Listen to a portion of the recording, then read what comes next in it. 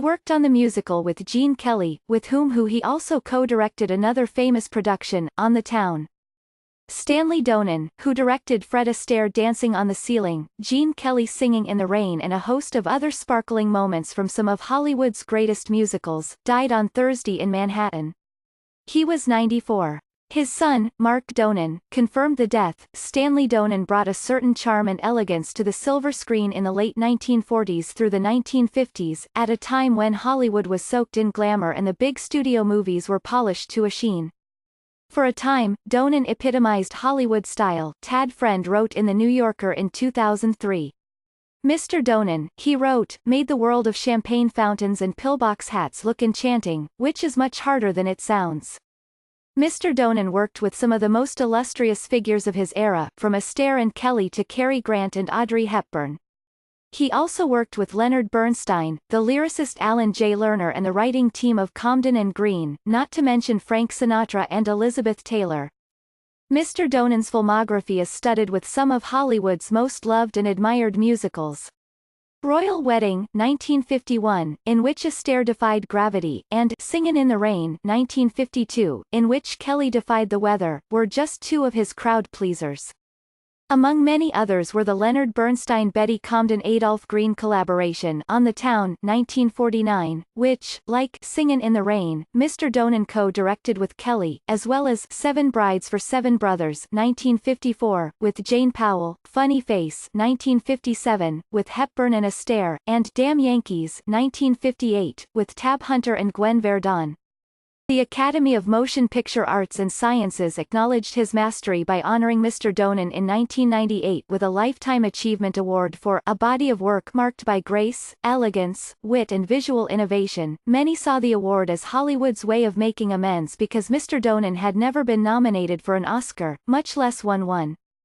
Mr. Donen also directed thrillers like Charade, wild comedies like Bedazzled, and rueful romances like Two for the Road, but musicals were his specialty, and his fellow director Jean-Luc Godard, though it could be said that his French New Wave films borrowed virtually nothing from Mr. Donen's work, spoke for many when he called Mr. Donen the master of the musical. He began his career in Kelly's shadow.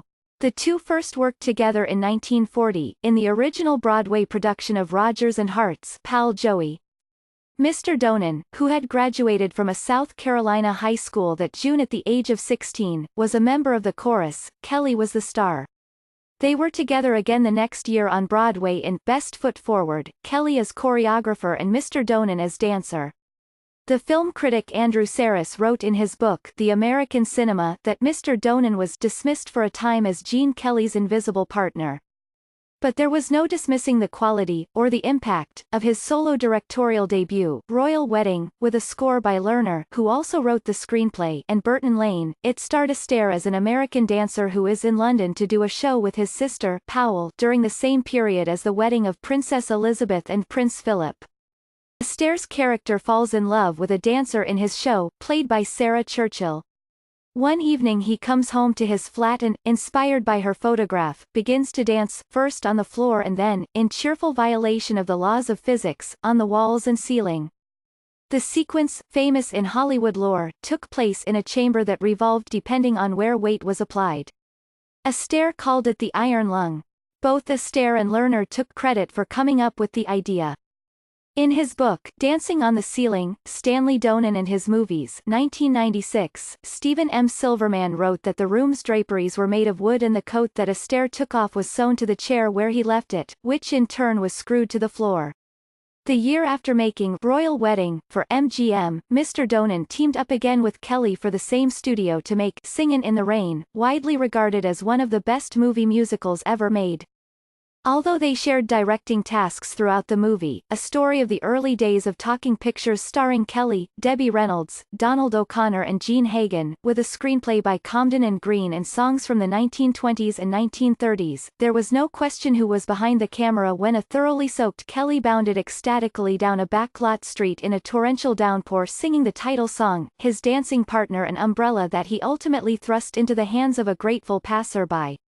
The critic Roger Ebert called it probably the most joyous musical sequence ever filmed.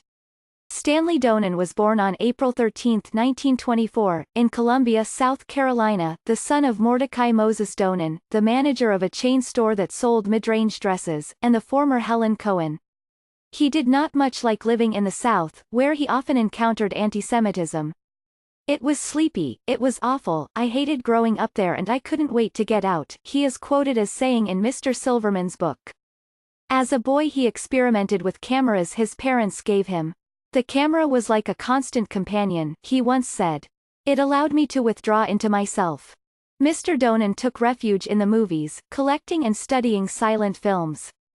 Not long after seeing Fred Astaire and Ginger Rogers in Flying Down to Rio 1933, their first screen pairing, he decided that he wanted to be a tap dancer. His father spent summers at the home office of his company, in New York City, and a young Mr. Donen would accompany him. Although his parents were not at all sure they approved of his career path, they saw to it that while in New York he attended dance school. He also went to see many Broadway musicals. Mr. Donen moved to New York as soon as he could after spending a semester at the University of South Carolina studying psychology, a subject he had taken up to please his father. He paid $15 a week as a lodger in a couple's apartment on West 55th Street and landed a job in Pal Joey,